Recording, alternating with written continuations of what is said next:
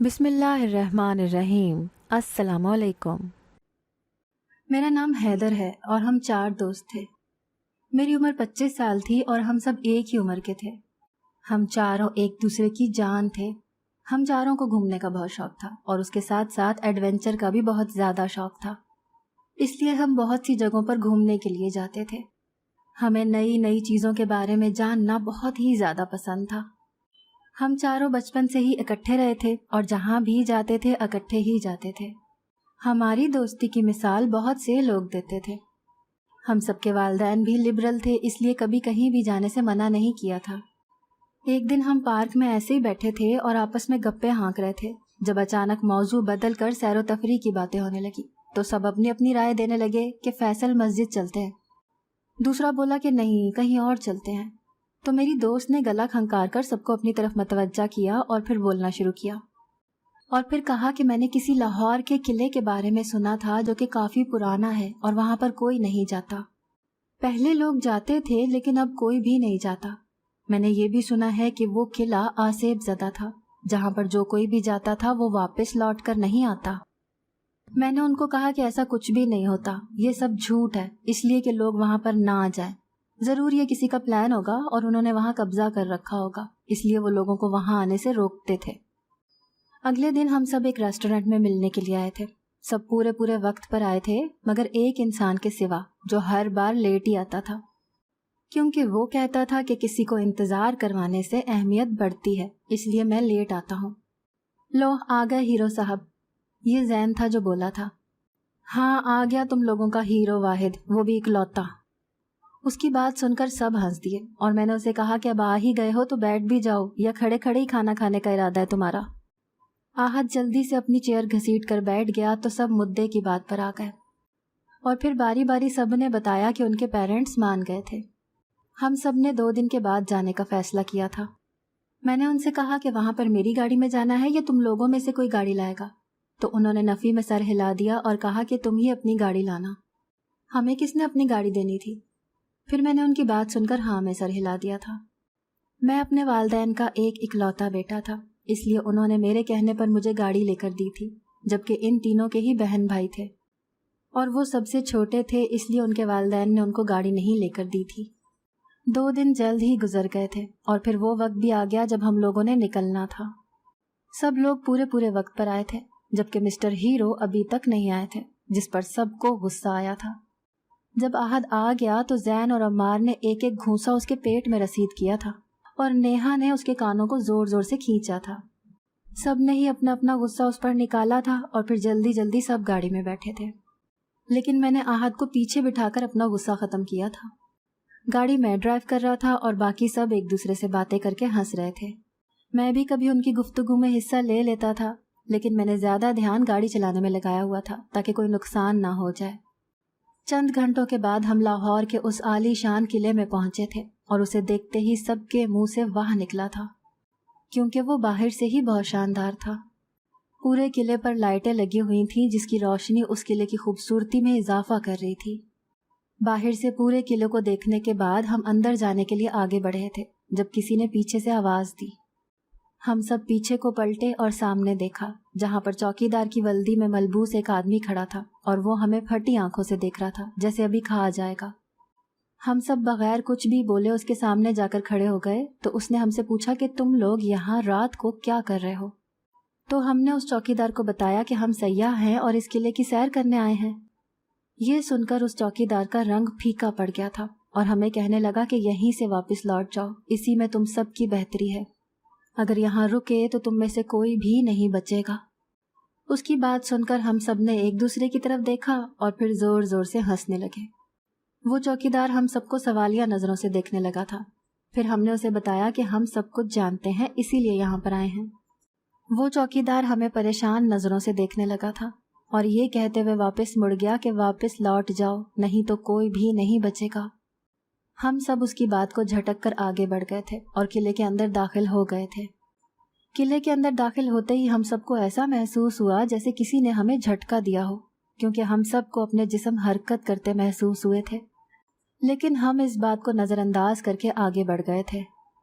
میں نے یہاں آنے سے پہلے ہی 4 روم بک کروا لیے تھے، اس لیے اب ہمیں کوئی بھی پریشانی نہیں ہونی تھی۔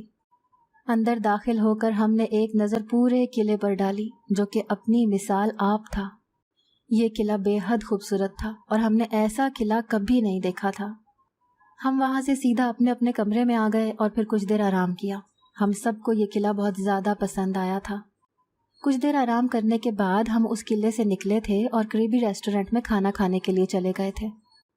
وہاں سے کھانا کھا کر ہم واپس آ گئے تھے اور اب ہال میں بیٹھے باتیں کر رہے تھے جب اچانک مجھے ایسا محسوس ہوا کہ کسی نے مجھے تھپڑ مارا ہے، جس کی وجہ سے میں نیچے گر گیا تھا۔ جب میں نیچے گر گیا تو سبھی میری طرف دیکھ کر ہنسنا شروع ہو گئے تھے۔ میں نے ان کو سوالیہ نظروں سے دیکھا تو وہ اپنے اپنے منہ پر انگلی رکھ کر چپ کر گئے۔ میں اٹھ کر پھر سے اوپر بیٹھا اور سوچ میں پڑ گیا کہ میں نیچے کیسے گر گیا۔ پھر نیہا مجھ سے باتیں کرنے لگی تھی جس کی وجہ سے میں نے اس بات کو جھٹک دیا تھا۔ ہم نیچے بیٹھ گئے اور کوئی گیم کھیلنا شروع ہو گئے تھے اور اس گیم میں سب کو ہی بہت مزہ آیا تھا۔ ابھی ہم گیم ہی کھیل رہے تھے جب اچانک سے سارے قلعے کی لائٹس آف ہو گئیں۔ ہم سب نے اپنے اپنے فون کی لائٹ آن کی تو آہد کہنے لگا کہ یہاں کہیں سچ میں کوئی آسیب تو نہیں ہے۔ میں نے اس کی بات کی نفی کرتے ہوئے کہا کہ ایسا کچھ بھی نہیں ہے، کیا پتا بریکر نیچے گر گیا ہو اس لیے لائٹ چلی گئی ہو، میں جا کر دیکھتا ہوں۔ میں وہاں سے بریکر ڈھونڈنے لگا اور پھر جلد ہی مجھے بریکر مل گیا تھا اور بریکر نیچے زمین پر پڑا ہوا تھا۔ میں نے بریکر کو اٹھا کر بورڈ میں لگایا تو پورے قلعے کی لائٹ آن ہو گئی۔ میں واپس ہال میں آیا تو سامنے دیکھ کر میری آنکھیں کھلی کی کھلی ہی رہ گئی تھیں، کیونکہ سامنے ہی میرے تمام دوست زمین پر بے ہوش پڑے تھے۔ میں جلدی سے ان کے پاس گیا اور انہیں اٹھانے کی کوشش کرنے لگا۔ جب وہ ہوش میں نہیں آئے تو میں نے ان کے چہروں پر پانی پھینکا تو پھر وہ جلدی سے ہوش میں آ گئے تھے۔ وہ سب اٹھے تو میں نے ان سے پوچھا کہ ایسا کیا ہوا تھا جو تم لوگ بے ہوش ہو گئے تھے؟ زین نے جواب دیا کہ پتہ نہیں، ہمیں کچھ بھی یاد نہیں۔ تو میں نے احد اور نیہا کی طرف دیکھا تو انہوں نے بھی نفی میں سر ہلا دیا۔ میں نے ایک گہرا سانس خارج کیا اور گہری نگاہوں سے ارد گرد کا جائزہ لیا، مگر کوئی بھی عجیب چیز مجھے نظر نہیں آئی۔ اس کے بعد میں نے انہیں کمرے میں جانے کا کہا اور خود بھی کمرے میں چلا گیا تاکہ کچھ دیر آرام کر سکوں۔ کمرے میں جا کر میں بیڈ پر لیٹ گیا اور یہاں پر جو کچھ بھی ہوا تھا اس کے بارے میں سوچنے لگا، اور یہی سوچتے سوچتے کب میں نیند کی وادیوں میں اتر گیا مجھے خود بھی پتہ نہیں چلا تھا۔ اگلے دن ہم قلعے کی سیر کرنے کے لیے تیار ہو گئے اور پھر سیر کرنے کے لیے چل پڑے۔ کچھ ہی دیر میں ہم قلعے کی پچھلی طرف آ گئے تھے اور پھر اس قلعے کی مختلف جگہوں میں گھومنے لگے تھے۔ ہم کافی دور آ گئے تھے جب اچانک احد کہنے لگا کہ میرا فون اس کمرے میں گر گیا تھا، تم لوگ یہیں پر رکو، میں جلدی سے لے کر آتا ہوں۔ وہ یہ کہہ کر بھاگتا ہوا اس کمرے کی جانب بڑھ گیا تھا۔ کافی دیر گزر گئی تھی لیکن وہ ابھی تک واپس نہیں آیا تھا، اس لیے ہم بھی پریشان ہو گئے تھے۔ ہم بھی اسی کمرے کی طرف بڑھے تھے جہاں پر احد گیا تھا۔ ہم نے کمرے میں پہنچ کر احد کو ارد گرد دیکھا تو وہ کہیں بھی نہیں تھا۔ پھر ہم نے اسے آوازیں دی لیکن آگے سے کوئی بھی جواب نہیں آیا تھا۔ ہم نے پورے کمرے کو دیکھ لیا تھا لیکن احد کہیں پر بھی نہیں تھا، جس پر ہم سب حیران و پریشان ہو گئے تھے کہ کمرے کا ایک ہی دروازہ تھا جو ہمارے سامنے تھا، اس کے علاوہ کوئی اور باہر جانے کا راستہ نہیں تھا۔ ہم سب نے احد کو باہر جا کر ڈھونڈنے کا فیصلہ کیا اور یہ فیصلہ کرتے ہی ہم سب کمرے سے باہر نکل آئے۔ میں بھی ایک طرف چلنے لگا مگر یہاں اندھیرا تھا جس پر میں نے اپنے فون کی ٹارچ روشن کی اور اس کی روشنی میں آگے بڑھنے لگا، لیکن اچانک اپنے پیچھے کسی عجیب سی آواز پر چونکا۔ آواز ایسی تھی جیسے کسی چیز کو گھسیٹا گیا ہو۔ میں نے فوراً مڑ کر دیکھا تو میرے بالکل پیچھے لوہے کی پوشاک پہنے ایک پتلا کھڑا تھا جس کے اندر کوئی نہیں تھا۔ یہ ایک سپاہی کی لوہے کی ڈھال تھی، بالکل ویسی جیسی پرانے زمانے میں سپاہی جنگ کے دوران پہنتے تھے۔ اس کے ہاتھ میں ایک تلوار بھی تھی۔ میں خوف سے تیزی سے مڑ کر آگے کو بھاگنے لگا جب اچانک اس کا تلوار والا ہاتھ بلند ہوا۔ خوف سے میری آنکھیں پھٹی کی پھٹی رہ گئیں اور ٹھیک اسی وقت اس نے بھیانک آواز میں کہکہا لگاتے ہوئے تلوار والا ہاتھ اپنی پوری طاقت سے گھمایا۔ اگر میں جھکنے میں ایک پل کی بھی دیری کر دیتا تو شاید میرا سر تن سے جدا ہو چلا ہوتا۔ تیزی سے جھکتے میں پیچھے کو کھسکا اور آگے کو بھاگنے لگا۔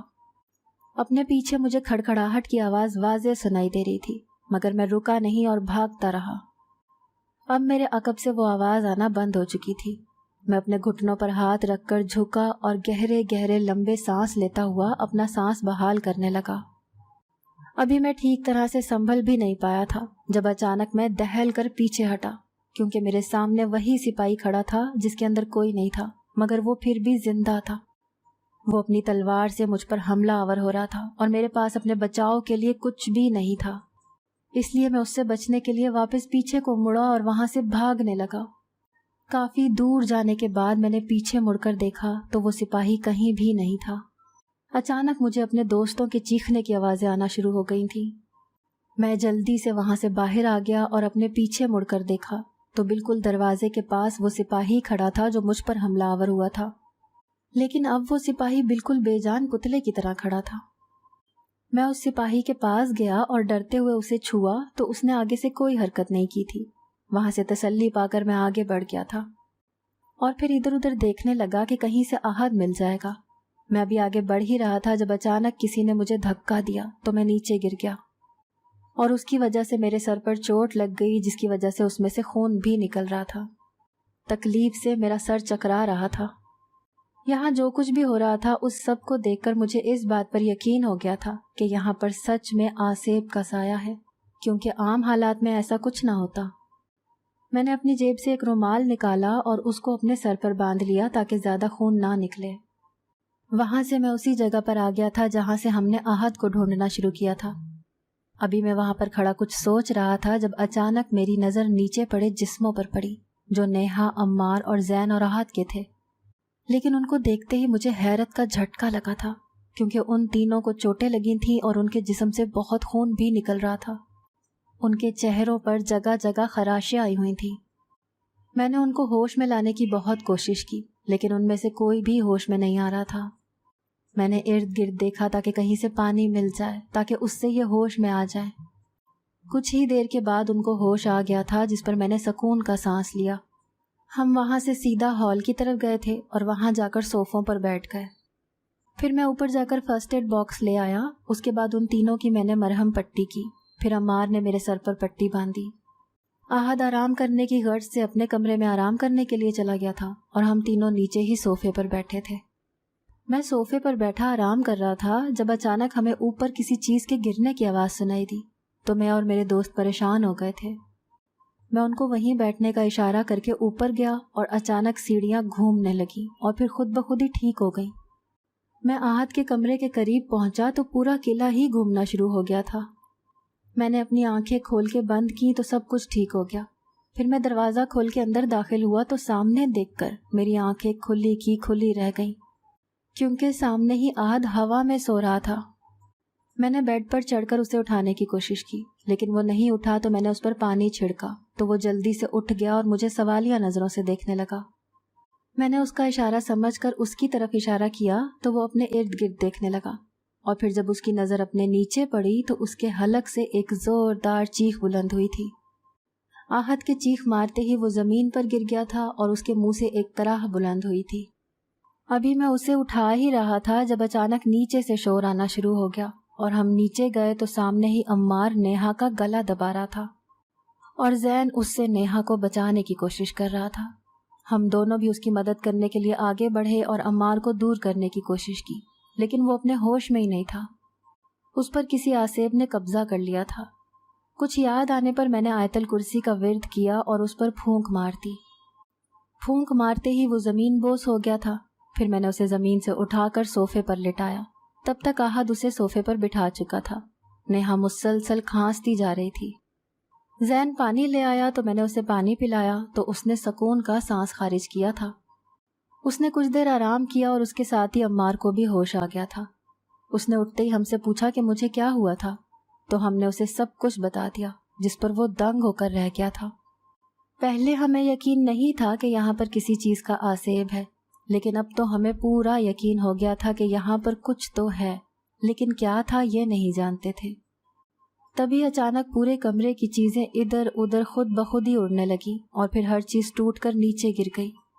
میں حیرانی سے یہ سب کچھ دیکھ رہا تھا اور پھر میں نے اونچی آواز میں اس آسیب سے پوچھا کہ تم کون ہو اور ہمارے ساتھ ایسا کیوں کر رہے ہو؟ ہم نے تمہارے ساتھ کیا برا کیا ہے جو تم ہمارے ساتھ ایسا کر رہے ہو؟ جب آگے سے کوئی جواب نہیں آیا تو میں نے پھر پوچھا کہ پلیز بتا دو، شاید میں تمہاری کوئی مدد کر سکوں۔ تو آگے سے اس آسیب کی زور سے ہنسنے کی آواز آئی جو کہ بہت ہی زیادہ بھیانک تھی۔ میں کچھ پل کے لیے ساکت کھڑا رہ گیا تھا۔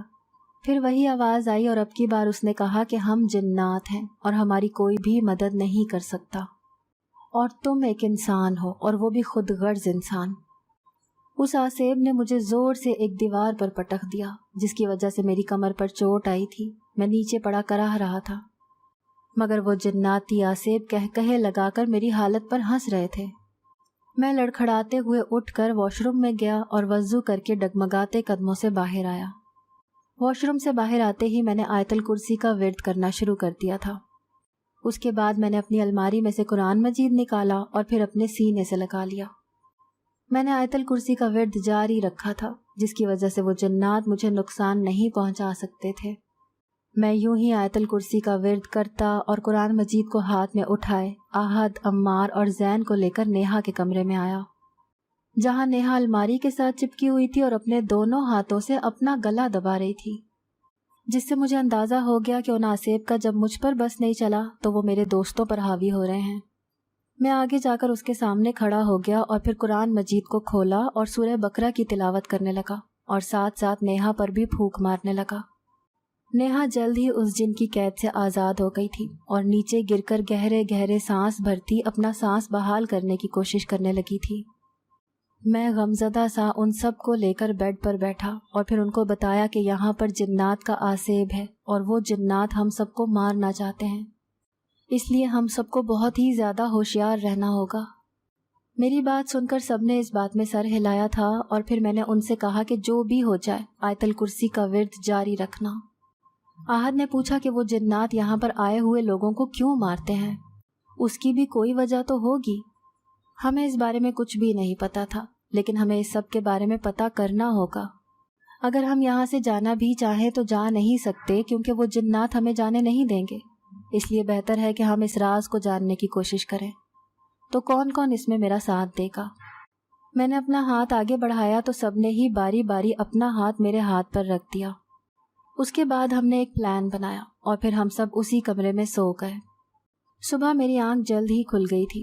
پھر میں نے سب کو اٹھایا اور سب نے ایک ساتھ مل کر نماز ادا کی۔ اب ہمیں اپنے پلان پر کام کرنا تھا۔ ہم سب نے 2 ٹیمیں بنائی تھیں، ایک میں عمار، زین اور نیہا تھے اور ایک میں اور احد تھے۔ ہمیں اس پورے قلعے کی تلاشی لینی تھی تاکہ کوئی ایسی چیز مل جائے جس سے جنات کو یہاں سے بھگایا جا سکے اور ان کے یہاں رہنے کی وجہ کا پتہ چلے۔ ہم دونوں الگ جگہ گئے تھے اور نیہا لوگ الگ جگہ پر تھے۔ میں اور احد پہلی منزل پر تھے اور یہاں پر تلاشی لے رہے تھے کہ شاید کچھ ایسا مل جائے جس سے ہمارے سارے سوالوں کے جواب مل سکے۔ ہم دونوں ہر کمرے کی تلاشی لے رہے تھے اور وہ جنات ہمیں نقصان پہنچانے کی ہر ممکن کوشش کر رہے تھے، لیکن ہم نے ان کی ہر کوشش کو ناکام بنا دیا تھا اور ہم سب مسلسل قرآنی آیات کا ورد کرتے رہے تھے۔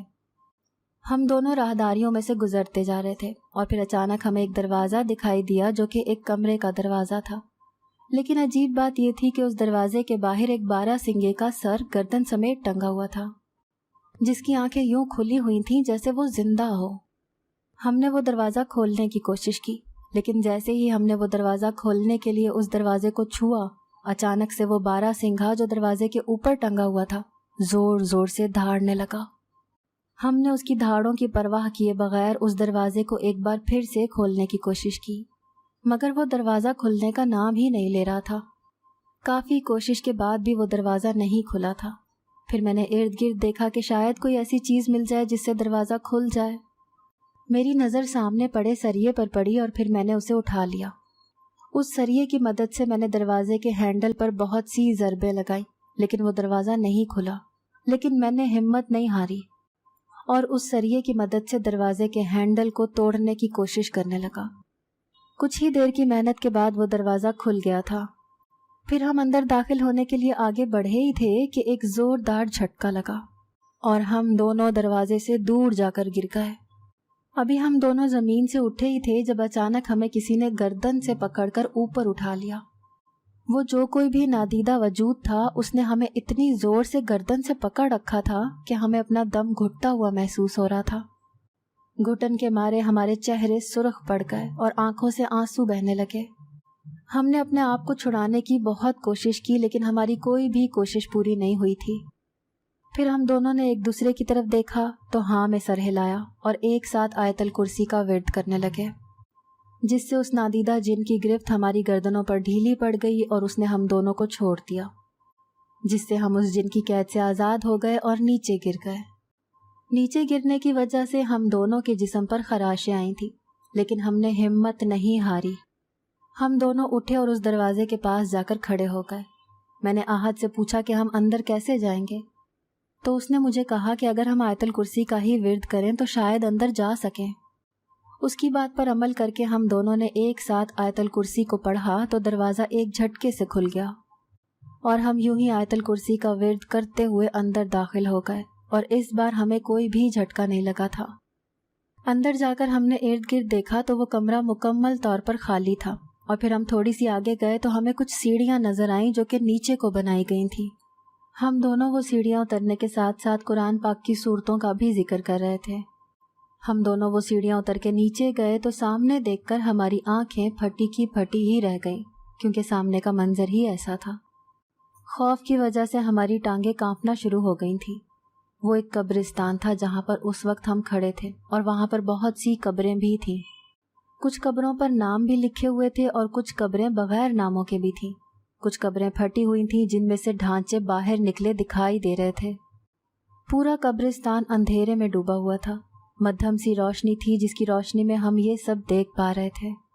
ہم آگے کو بڑھتے گئے جب وہاں پر ہمیں کسی کے رونے کی آواز آئی۔ ہم دونوں اس آواز کی سمت میں بڑھے اور وہ کوئی انسان تھا جو کہ اپنی پیٹھ ہماری طرف کر کے بیٹھا تھا۔ میں نے اس وجود کے کندھے پر ہاتھ رکھا تو وہ وجود جھٹ سے پیچھے کو مڑا، تو اسے دیکھتے ہی ہم دونوں ساکت رہ گئے، کیونکہ سامنے ہی نیہا بیٹھی تھی جس کے چہرے سے خون نکل رہا تھا۔ ہم دونوں اس کے پاس کھڑے ہو گئے اور اس سے پوچھا کہ وہ یہاں پر کیا کر رہی تھی، تو اس نے کہا کہ جب ہم وہاں سے نکلے تھے تو اچانک ہم پر کسی نے حملہ کیا اور ہم لوگوں کو بہت مارا، اور اس جن نے ہمارے منہ بھی بند کر دیے تھے جس کی وجہ سے ہم کچھ پڑھ بھی نہیں سکتے تھے، اور پھر ان جنات نے ہم پر نہ جانے کون سا عمل کیا تھا کہ ہم بے ہوش ہو گئے تھے۔ اس کے بعد جب میری آنکھ کھلی تو میں نے خود کو اس قبرستان میں پایا تھا، اور عمار اور زین کا مجھے نہیں پتا کہ وہ دونوں کہاں پر ہیں۔ اس نے اپنی بات مکمل کی تو میں لب بھیج گیا۔ پھر میں نے اسے دلاسا دیا کہ ہمارے ساتھ کچھ بھی غلط نہیں ہوگا، ہم سب یہاں سے واپس اپنے اپنے گھر جائیں گے، تم فکر مت کرو۔ نیہا کو بھی ساتھ لے کر ہم آگے بڑھے، لیکن ساتھ ہی ساتھ ہم نے آیت الکرسی کا زوردار آواز میں ورد جاری رکھا۔ مگر ابھی ہم نے 2 قدم ہی اٹھائے تھے جب اچانک پورا قبرستان طوفانی ہواؤں سے گھر گیا۔ ہمارے قدم زمین سے اکھڑنے لگے، جس کی وجہ سے ہم نے مضبوطی سے ایک دوسرے کو تھام لیا۔ ہمارے کپڑے پھڑپھڑانے اور ہواؤں کی سرسراہٹ سے عجیب سا شور پیدا ہو رہا تھا جو ہمارے خوف میں اضافہ کر رہے تھے۔ اچانک ہمیں اپنے ارد گرد ایک بھیانک آواز سنائی تھی جو یقیناً ہمارے آس پاس ہی موجود تھا۔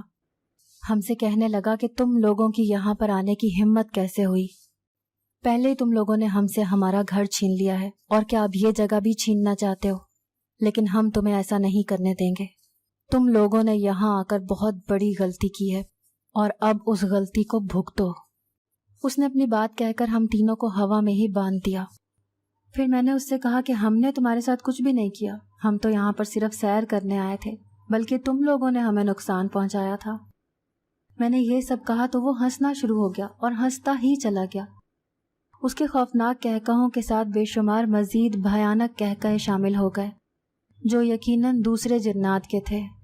بہت سارے جن وہاں پر آ کر اکٹھے ہو گئے اور ہم پر حملہ آور ہونے لگے۔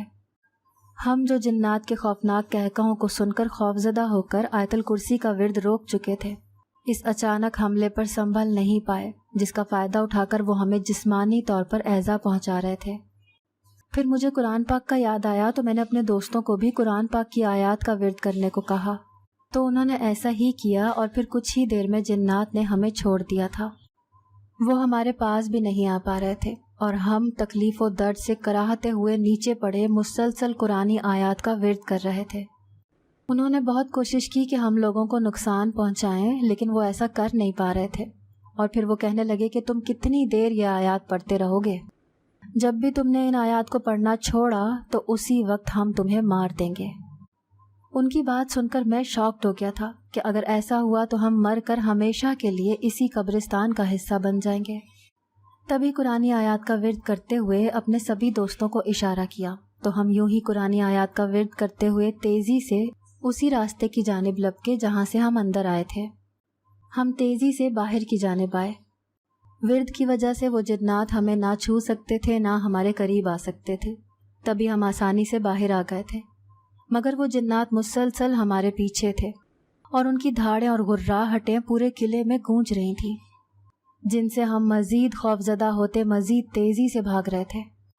باہر آ کر ہم تیزی سے سیڑھیاں اترتے نچلی منزل پر جانے لگے کہ اچانک زین کا پاؤں کسی چیز میں اٹکا اور وہ دردناک آواز میں چیخ اٹھا۔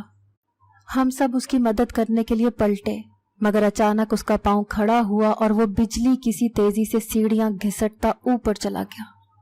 ہم قرآنی آیات کا ورد کرتے حواس باختہ اسے دیکھ رہے تھے اور وہ مسلسل چیختا ہوا ہمیں مدد کے لیے پکار رہا تھا۔ جب وہ گرا تھا تو اس نے ورد کرنا چھوڑا تھا، جس کی وجہ سے وہ جنات اس پر حاوی ہو گئے تھے۔ دیکھتے ہی دیکھتے وہ دردناک انداز میں چیختا مسلسل گھسٹتا ہوا ہماری نظروں سے اوجھل ہو گیا۔ خوف و صدمے سے ہم اپنی جگہ ساکت ہو گئے تھے۔ تبھی میں نے چیخ کر کہا کہ ورد کرنا مت چھوڑو ورنہ زین کی طرح مارے جاؤ گے، اور بھاگو۔ اتنا کہتے ہی میں تیزی سے سورہ بقرہ کی آیات کا ورد کرتے تیزی سے بھاگنا جاری رکھا۔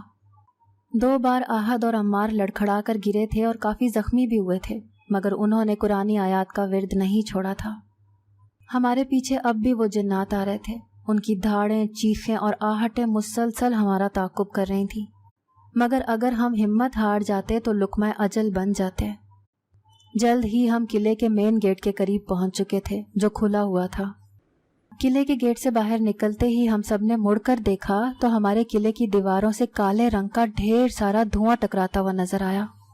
وہ دیواروں سے ٹکرا کر واپس جا رہا تھا، جس کا مطلب تھا کہ ہم بچ گئے تھے۔ نیہا نے روتے ہوئے کہا کہ زین، میں نے گہرا سانس بھرا اور کہا کہ اب وہ شاید کبھی لوٹ کر نہ آ پائے کیونکہ وہ جنات اسے آنے نہیں دیں گے۔ میری بات سن کر وہ مزید رونے لگی کہ جو بھی تھا وہ ہمارا بہترین دوست تھا جس کے کھونے کا ہمیں بے حد غم تھا۔ ہم نے تو شدید کوشش کی تھی کہ اسے بھی بچا سکے، مگر ایسا نہیں ہو سکا تھا۔ میں نے نیہا کو تسلی دی کہ تبھی عمار اور احد کراہنے لگے تو ہم ان کی طرف متوجہ ہو گئے۔ ہم بچ گئے تھے مگر زین نہیں بچ پایا تھا، اس کی شاید اتنی ہی زندگی لکھی تھی۔ عمار اور احد بے حد زخمی تھے اور شدید لہو لہان تھے۔ ہم پر اب کوئی خطرہ نہیں تھا، انہیں لے کر ہم اسپتال کی طرف روانہ ہو گئے۔ اگر آپ کو آج کی ہماری کہانی پسند آئی ہے تو اسے لائک کیجیے اور اپنے پیاروں کے ساتھ شیئر کیجیے، اور ہاں، اگر ابھی تک آپ نے ہمارا چینل سبسکرائب نہیں کیا تو ضرور کیجیے۔ ملتے ہیں کل ایک نئی اور دلچسپ کہانی کے ساتھ، تب تک کے لیے اللہ حافظ۔